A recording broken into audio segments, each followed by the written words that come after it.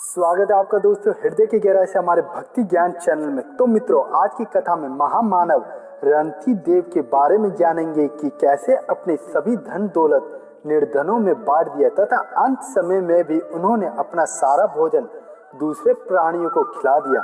तो बने रहिए हमारे साथ इस वीडियो के अंत तक। महाराज रणती देव मनु के वंश में उत्पन्न हुए थे। इनके पिता का नाम सुकृति था। महाराज रणती देव मानवता कूट कूट कर भरी हुई थी। ये प्राणियों मात्र में भगवान को देखा करते थे। सभी के लिए इनके हृदय में करुणा का सागर सदा लहरता रहता था। देव योग से इनका परिवार भी इन्हीं की तरह उदार बना गया। परिवार का प्रत्येक सदस्य स्वयं न खाकर पीकर दूसरे को खिलाने का ही अभ्यस्त हो गया था। अपने दुख दर्द का उन्हें कभी ध्यान ना होता था। दूसरों के दुख दर्द मिटाने से ही उन्हें संतोष मिलता था। एक बार पूरे परिवार को 48 दिन तक फाके लगाने पड़े। किसी को जल तक नहीं मिला था। भूख और प्यास से परिवार कांप रहा था। संयोग से उन्हें 49वां दिन प्रातःकाल ही थोड़ा सा खीर हलवा मिल गया। जो ही उन लोगों ने भोजन करना चाहा तो ही अतिथि के रूप में एक ब्राह्मण आ गए। अतिथि को आया देख लोग संतुष्ट हो गए, मानो उनकी भूख प्यासी मिट गई। बड़ी श्रद्धा और आदर से उन्होंने अतिथि ब्राह्मणों को भोजन कराया।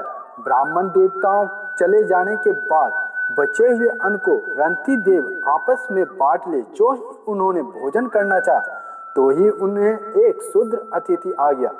रणती देव इस अतिथि को भी पूर्ण संतुष्ट किया। उन्हें मालूम पड़ा कि भगवान ने ही उनका भोजन कर लिया है। वे भगवान के स्कंद स्मरण विभोर हो गए।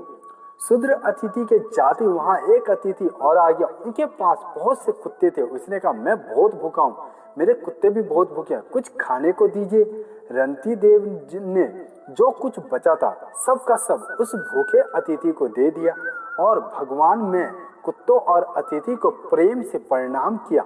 अब केवल जल बचा रहा था, वो भी केवल एक ही व्यक्ति के पीने भर के लिए था।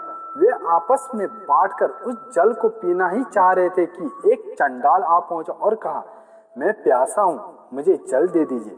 चंडाल की वाणी करुणा से भरी हुई थी। मारे प्यास के उसके मुख से बोली नहीं निकल रही थी। उसकी दशा देखकर रणती देव का हृदय दया से आर्द्र हो गया। उन्होंने भगवान से प्रार्थना की कि भगवान मुझे संपूर्ण प्राणियों के हृदय में स्थित कर दो, जिससे उनका सब दुख दर्द मैं ही झेल लूं और वे ही सुखी बने रहे। जल पीने से बेचारे के जीवन की रक्षा हो गई है। महाराज के भूख प्यास की पीड़ा, शिथिलता, दीनता, मोह आदि सब जाते रहे। मानवता के इतिहास में ये अनूठी घटना है। इस गाथा को लोग और परलोक आज भी लोग आदर से गाते हैं। महाराज रणती देव मानवता मस्तक को ऊंचा किया है। वास्तकों को उन पर गर्व है। तो मित्रों, मिलते हैं किसी नई कहानी के साथ।